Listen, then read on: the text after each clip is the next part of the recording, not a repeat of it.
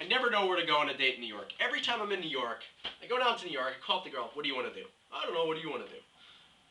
You know, and really the girl's saying, you figure it out. I've had a couple girls say, it's the guy's job to figure it out. And I'm saying, I'm like, I don't live in New York. I don't want to figure it out.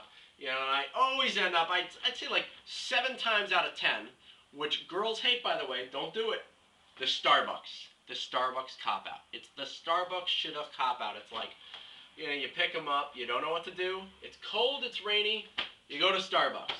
You don't want to go to ESPN Zone because it's expensive.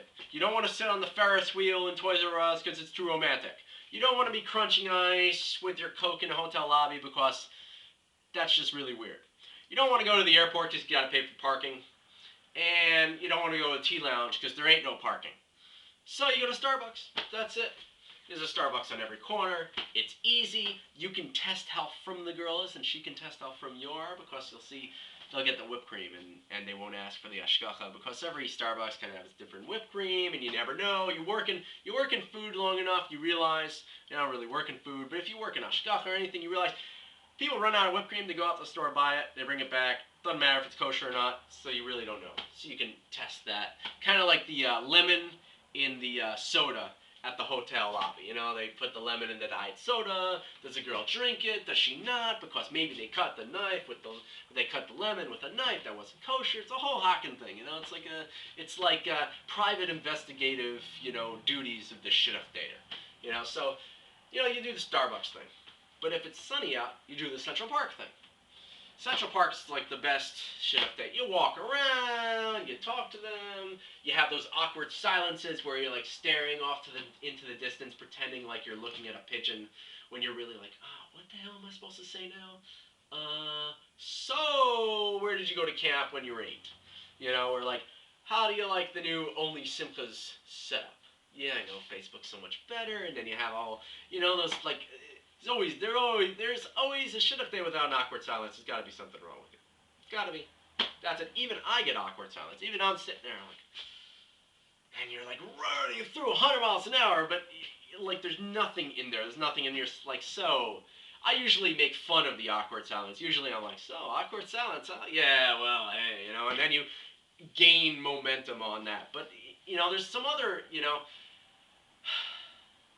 I just always needed tips. Like, where do you take a shidduch day? And you call someone up, and everyone's like, I don't know, there's nothing to do.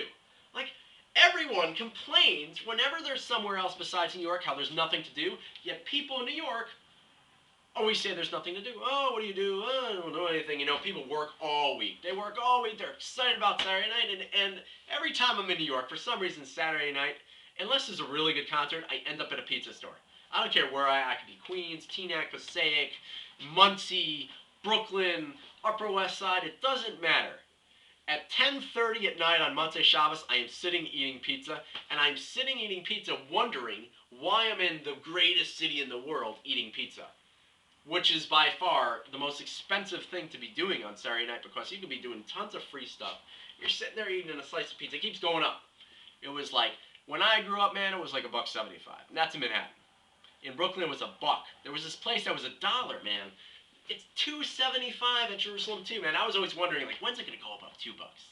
It's almost at $3. It's like the movies, man. It's like $12. It's not cheap to date, you know?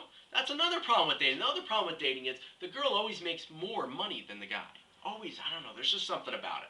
Maybe it's because I go out with older girls. I don't know. Maybe because I'm really poor. That could also be a problem. But they always, you know, there was like, I'm hungry. And you're like, no, you're not hungry. And you're trying to like telepathize into them like a voodoo doll. You're not hungry. Do not crave food. And yet they're like, yeah, I want to eat something. And you can't take them to pizza. And you don't know where to go. And they always want to go to get Chinese. Any food besides pizza in the city, the problem is it's like $20 a person. And you have to sit there and you have to eat because you're going to feel uncomfortable. But you don't want to eat. And then you see their food come. You're like, oh, I want to eat. And oh, where's this video? I don't know where this video went.